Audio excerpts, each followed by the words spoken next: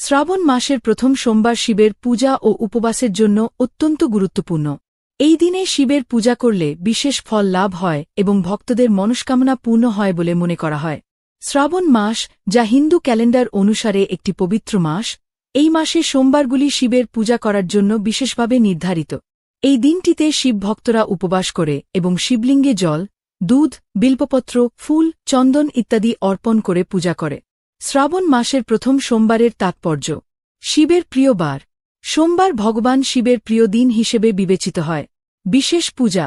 এই দিনে শিবের বিশেষ পূজা ও আরাধনা করা হয়। মনস্কামনা পূরণ। শিবের পূজা করলে ভক্তদের মনোবাঞ্ছা পূরণ হয় বলে বিশ্বাস করা হয়। পবিত্র মাস। শ্রাবণ মাসকে হিন্দু ধর্মে একটি পবিত্র মাস হিসেবে ধরা হয়।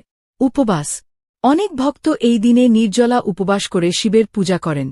শ্রাবণ মাসের প্রথম সোমবার শিবের পূজা করার জন্য কিছু নিয়মাবলী রয়েছে, যেমন সকালে ঘুম থেকে উঠে স্নান করে শুদ্ধ বস্ত্রে পূজা করার জন্য প্রস্তুত হতে হবে।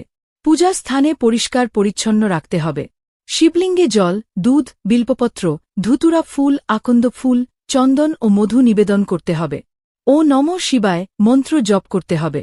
সারা দিন উপবাস করে সন্ধ্যাবেলা পূজা সম্পন্ন করতে হবে।